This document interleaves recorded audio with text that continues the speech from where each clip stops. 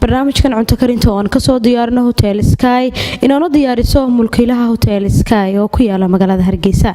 Macalimaad Filsan Jaamac ayaa waxay inoo sharxi doontaa maanta cuntada aynu sameynayno iyo nooca ay ka kooban tahay iyo waxyaabaha laga sameynayo cuntada waxay yihiin. barnaamijka cunto karinta oo daawadayaal kala socotaan telefishinka True Cable TV xarunta guud ee magaalada Hargeysa. soo dhawow Macalimaad Filsan. wad mahadsantahay Mushtaaq, waan soo dhawahay maanta insha Allah waxaan sameyn doonaa waa kalluun huurisa iyo surbiyaan baan sameyn doonaa hadii Ilaahayna gaarsiiyo oo ka kooban casuumad casiirkeedii leh saladkeedii leh wax kasta bay u dhameystiran yihiin. waa qada casuumada maanta sameyn doonaa hadii Ilaahayna gaarsiiyo. waa tahay daawadayaal bal waxaan idin sharxi doonaa qadadaas casuumada bariiska surbiyaanka waxa laga sameynayo. ugu horeyn aan ka horeeyo cuntadan horteeda taala waxa weeyaan basashii oo la caseeyay sidii jabsti oo kale. kan waa bariiskii oo markii hore sii radsanay bacdina hadana aynu in Eurobiya ku yar karinay muddo 10 daqiiqo ah oo aan bislaanin oo qacuniri. waa sabiibtii waa cadriyadii waxa weeyaan caanihii yogurka ahaa waa filfish radqan waxa weeyaan muxuu ahaa qorofalkii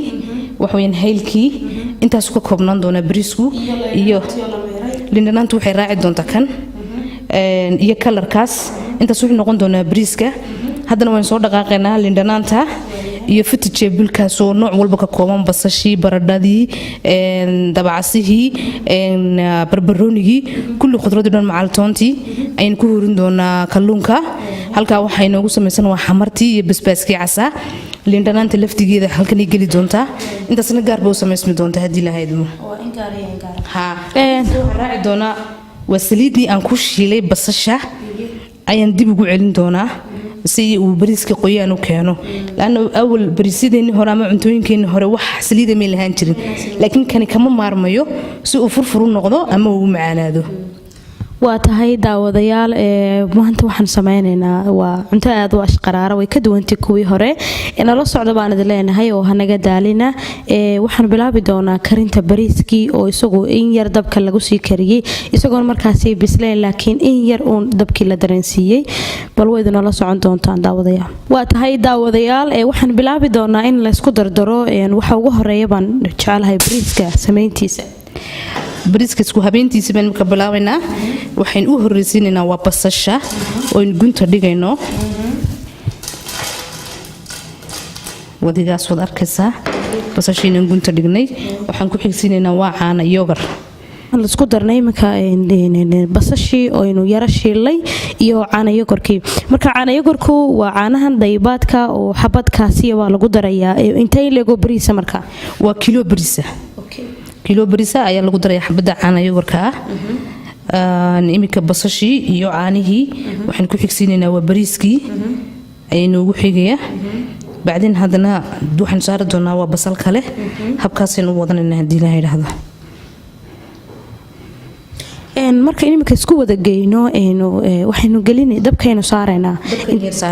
inta ilig ba markaa sugaynaa si uu bariiska u noqdo bariis la cuni karo maadaama imika yaano bislayn dabna la saaray welina uuna bislayn 10 daqiiqadood bino saaran doona hadii la yiraahdo oo dambe waayo biyo dambe ma isticmaalino oo halkii biyaha inaga joogsanaya marka isagu bay suurinaya caana yogurka iyo saliida khudraddaas min doonina hadii la yiraahdo inay ku yara degto. cuntooyinka aanu sameyno waxay kaga duwan yihiin cuntooyinka kale kulli qofbana waxbuu wataa waxbuu kaga duwan yahay dadyaga kale ee wax marka waxaan u sameeyo la sameeyo inta badan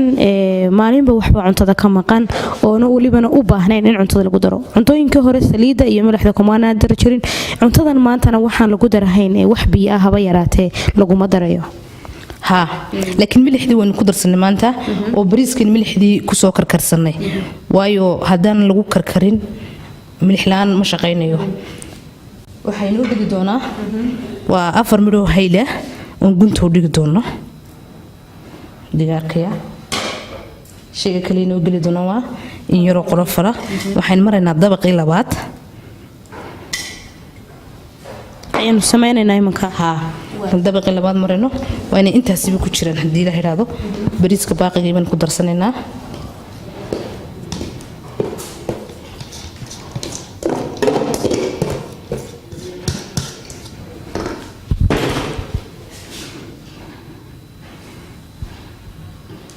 bariiskaasi hadhow tole marka la goynayo wuxuu noqon doonaa bariis kala hadhaya oo sidii keegyo kale laba dabaq la arki doono. bariiskii ka horeeyay ee aan sameeyey caano mu lahayn, wuxuu kaga duwan yahay kani caanuu leeyahay, waayo testigiisu kasii macaanaanaya bariiska ka dambeeyo. diinahaydmo waxaan ku daraynaa markaa intii inoo hadhay ee basasha ahayd. waxay noo raaci doonaa waa kalarkii hal dhinac baan isticmaalaynaa si bariiska cadaankiisu uu bato. haddii uu qofku doonayo dhowr kalar uu ka dhigan karaa kolba siduu jecel yahay, laakiin had iyo jeer bariiska kalarka ugu quruxda badan leh ee lagu isticmaalo waa kalarka imkaan waan ku daray ee yalowga ah, huruudda qurux ahaan.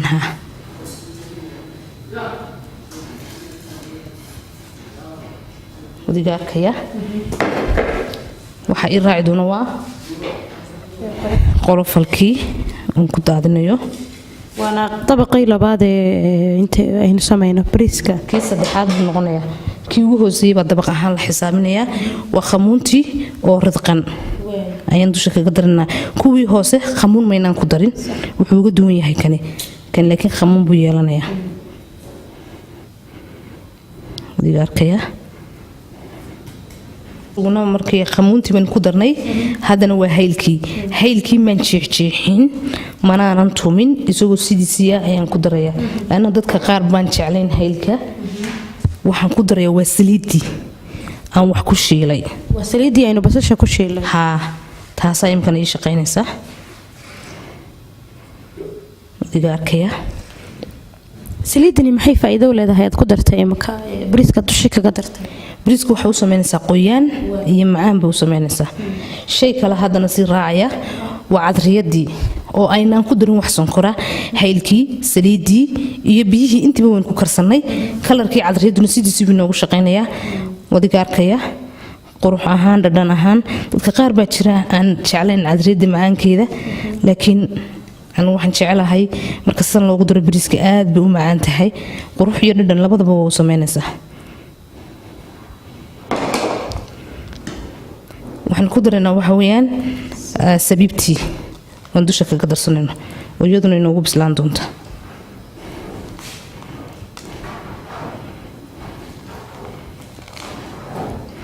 bariiska Soomaalidu u taqaano surbiyaanka oo laakiin laba shay ka duwan. labada shay oo ah cadriyada iyo sabiibta korka lagaga darayo. oo dadkeenu waxay jecel yihiin marka dambe ay qaybinayaan inay sabiibta ku daraan, laakiin markan ay la falgashay kasii macaan tahay. waayo in yar saliidana waynu ku shiilnay, xitaa maydhas ahaan ama nadaafad ahaan saliidda la gelinaya waa ku fiican tahay. biyaan markii hore ku qasaasinay kabacdigana saliid baanu gelinay. bariisku waa kaasaasuu ku shaqaynaya. saas dabkii lagu saaraya. waa tahay haddaba waxaynu saarnay daawadayaal, dabkaynu saarnay alaabtii la isku geeyay siday u dhammayd. waxaan sugi doonaa muddo 10 daqiiqo kadib bariiska dabka la saaray wuu bisil yahay. cuntadan maanta sameynaynaa waa surbiyaan iyo kalluun. wadana la socon doontaan, hanaga daalina daawadayaal. waa tahay daawadayaal, waxaan intaan sugayno intuu inoo bislaanayo bariiskii aynu dabka saarnay, waxaynu samayn doonaa kalluunkii raacayay ee bariiskaasi oo isaguna qaab ka duwan qaabka kalluunada loo sameeyo ee u sameyn doonto macluumaad filsan. bal waxay noo sharaxdo waxyaabaha laga sameynayo kalluunka bariiska raacaya. kalluunkan aan sameynayna waa tuna fish, waa kalluun bilaa lafa, si xataa caruurta ay u cuni karto. urus baynu ka dhigaynaa, wax saliidana ma isticmaalayno, waayo isageen doonaynaa isagii vegetable-kaasi inay isku huuraan. halkan waxaynu ku haysanaa ama aynu ku diyaarsanay waa xamar iyo basbaas cas iyo in yar oo milix ah oo aan badnayn. markaa waynu ku darsanaynaa kalluunka oo isagana inta saaka talaagadii markii hore laga soo saaray loo sameeyey biyo yaroo milixle lagu sii radiyey. marka kaasaynu ku darsan doonaa haddii ilahayna gaarsiiyo.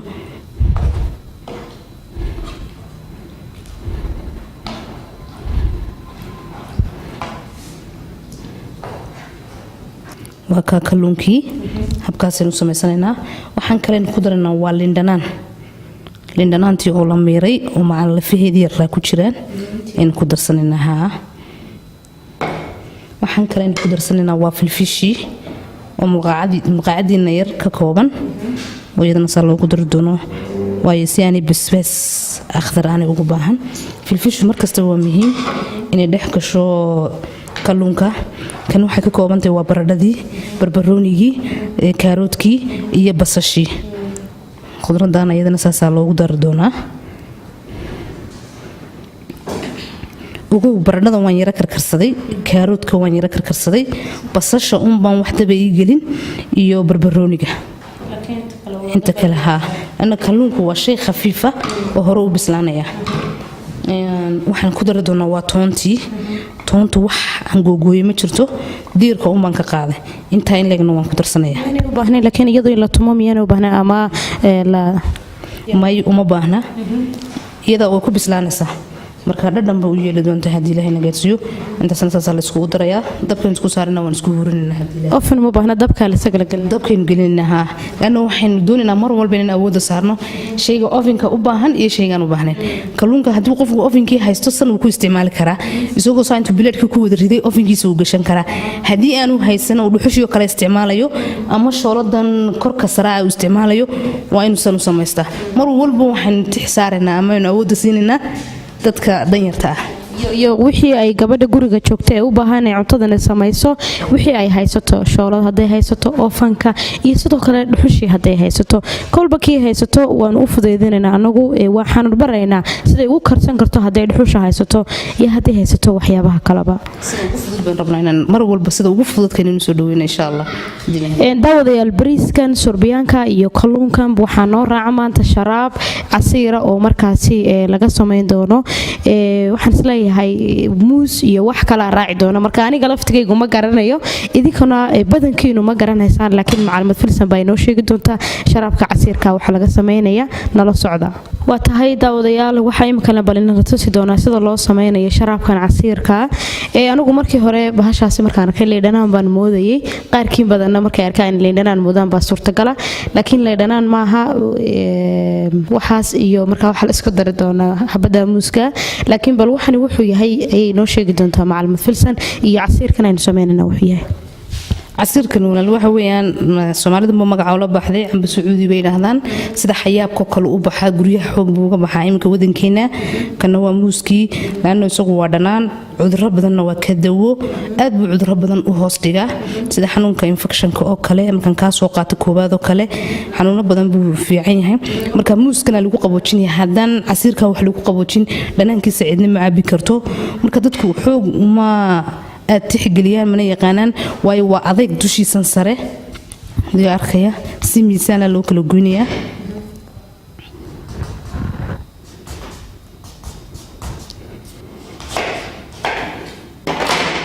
waa kaas si adag baa loo kala goynaya marka intan yara dhexda oo sidii u eeg amba babaygiyo kale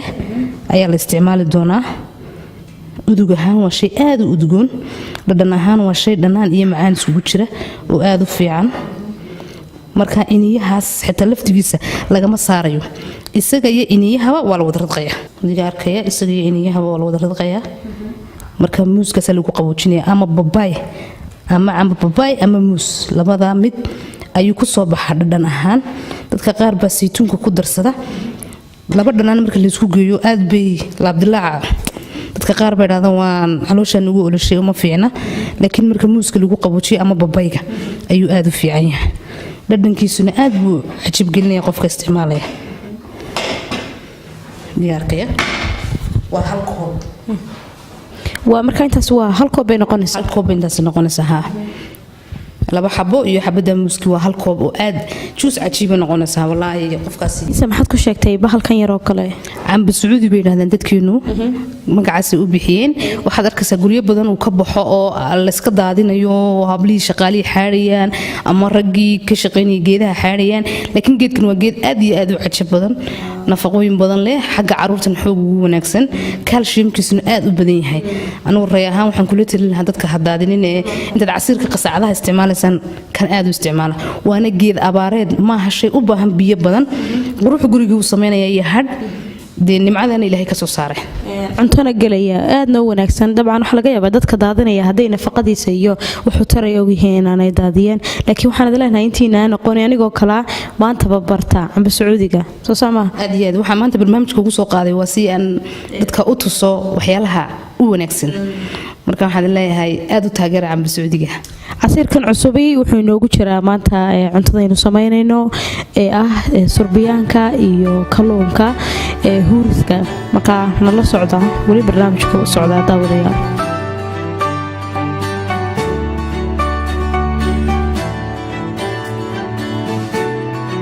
isu soo noqod wanaagsan daawadayaal mar kale 10 daqiiqo kadib waxay noo bislaaday bariis surbiyaanka ahaa iyo sidoo kale kalluunkii huuriska ahaa. haddaba dabkii baan ka soo qaadnay mid waliba wuu bisil yahay imika haddii aad la soo socotodna daawanaysa dana socotay dhulkaanu ka soo dhignay dabkaan labadiiba ka soo qaadnay waynu guri doonaa kadib cuntada iyo sharaxan ayaynu tusi doonaa nala socda.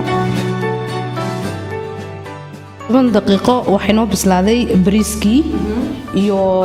kalluunkii tuna fishki labadaba way noo bislaadeen. bariiskii noocadan uu noqday adiga arkaya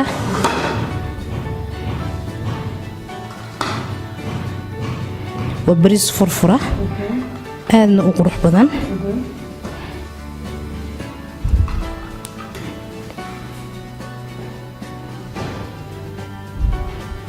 wax isku dhagdhaga iyo wax israraacayo midna ma laha may bariiska furfurka ah aadna u quruxda badan indhaha u roon dhadhan ahaanna dee waad iga dhadhamin doontaan waan arki doonaa ku sii yara xadayo aad buu wanaagsan yahay masha Allah sida quruxda badan laba bislaaday xataa kuguma samaynayo inaad hawl badan oo isku hawshid ama waqti badan sidii noo sameyn jirnay qadooyinkeena gabigiisuba waxaad isticmaali kartaa waa 25 daqiiqadood diyaarintaada aad ku basad ku diyaarsansid laakiin habeentiisu iyo karintiisu waa wax yar marka dhadhan wanaagsan baan leeyahay insha Allah.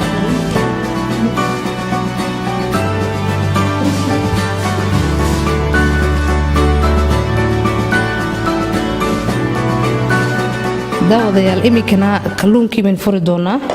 isagana waad arkaysaan habku u bislaaday wadiga arkaya isagii khudradiisii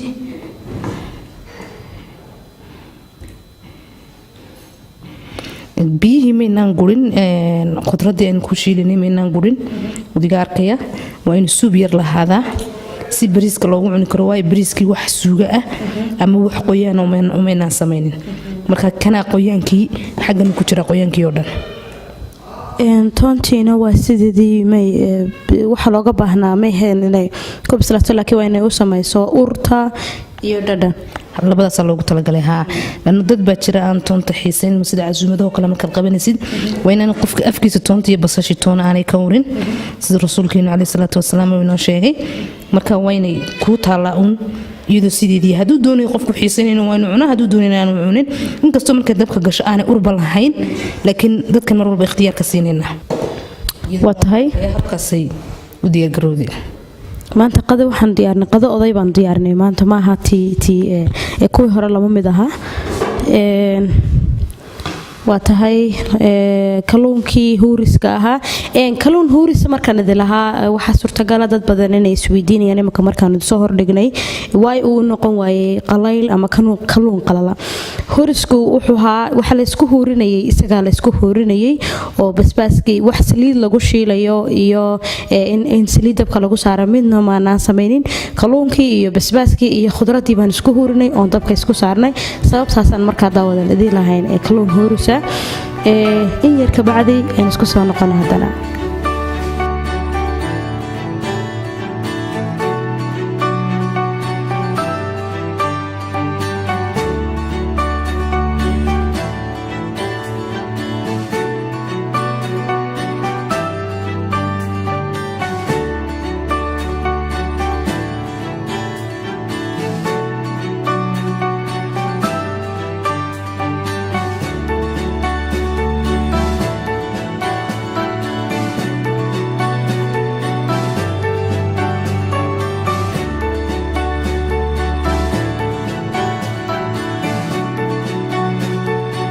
waa tahay daawadayaal isu soo noqod wanaagsan mar kale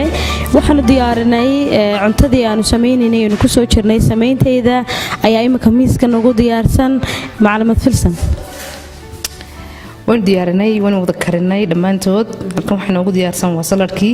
halkan waxaa noogu diyaarsan waa lemoniyadii halkan waxaa noogu diyaarsan casiirkii aan kasoo sheekaynay halkan waxaa noogu diyaarsan waa bariiskii oo isku wada dhammaystiran iyo kalluunkii maasha allah waxaan leeyahay insha allah bidmillaahi kariim weekendka soo socda markaad daawataan weekendka soo socda waa inaad ku tala gashaan inaad samaysaan haddii ilaahay qadaro haddii aan la idhaahdo waa muhiim inaad markastoo daawato haddii aanad aqoonin sida loo sameeyo inaad tijaabiso aad taskarayso si bal aad ula qabsato inaad samayn karto iyo in kale aad u ogaato waa barnaamijkeeni cunto karinta oo aad kala socoteen telefishinka caalamiga iyo True Cable TV sidaan hordhicii barnaamijka daawadayaal idinku sheegayna barnaamijka waxaanu kasoo diyaarinaa oo iyadu ka ah xubin muhiima macallimad Filsan Jaamac Maxamed oo ah mulkiilaha Hotel Sky oo ku yaala magaalada Hargeysa cuntadan maanta sameynay waxay ahayd bariis surbiyaana iyo sidoo kale kalluun hurusa wixii aan diyaarnay oo dhan waa naga bartan ku diyaarnay ay arkaysaan gabagabadii barnaamijka ayaanu daawadayaal ku dhownahay waxaan idin ballan qaadi doonaa haddaanu nahay True Cable TV inaanu cuntada ka dambayso amaba cunto kasta oo bari karno inaan idin soo bandhigno si ay idinka caawiso macallimad Filsan gabagabadii kelmadaadii waanad ahayd macallimad Filsan dhammaan daawadayaashoo dhan waan u mahad celinayaa True Cable TV aad baan isagan ugu mahad celinayaa khaasatan waxaan usii mahad celinayaa daadihiyaasha barnaamijkan soo dhawaada baan leeyahay dadweynahana waxaan leeyahay casharku yuu noqon cashar suulo idinku dhaafa ka dadaala inaad casharka tala ka soo bixisaan aad casharada aan soo saarnana aad mar walba si aad u samayn lahaydeen rag iyo dumarba aad falowgooda gashaan aad iyo aad baad u mahadsantihiin daawasho wacanna waan leenahay barnaamijyo ka qaalisanna waan idiin soo wadnaa insha allah casuumadan idiin soo wadnaa kuwa habeenkii iyo kuwa maalintii iyo sidoo kale quraaco ka duwan kuwii aanu soo bandhignay markasta True Cable TV daadahiyaasha barnaamijka cunto karintu waxay diyaar u yihiin inay idin baraan cuntaday ka sii qaalisan tahay amaba cuntaday ka duwan tahay xataa waxaanu ballan qaadi doonaa inaanu maalmaha kamida soo bandhigi doono cuntooyinka internationalka ama cuntooyinka caalamiga ee adduunka laga cuno inaanu waqtiyada qaar idiin soo bandhigi doono waa Mushtaaq Cabdi Cismaan oo daadihiyaha barnaamijka iyo Maxamed Abshiraate oo isna ahaa kamaramaanka barnaamijka editorka barnaamijka Khadar Maxamed Abiib baan isagana sidoo kale u mahad celinayna waxaan idinkaga tegaynaa anagoo isku duuban dhammaantayo waad ku mahadsantiin waqtiga aad geliseen ee daawateen barnaamijka cunto karinta qaybaha kale ee barnaamijka intaan iskugu imanayno sidaa iyo nabadgelyo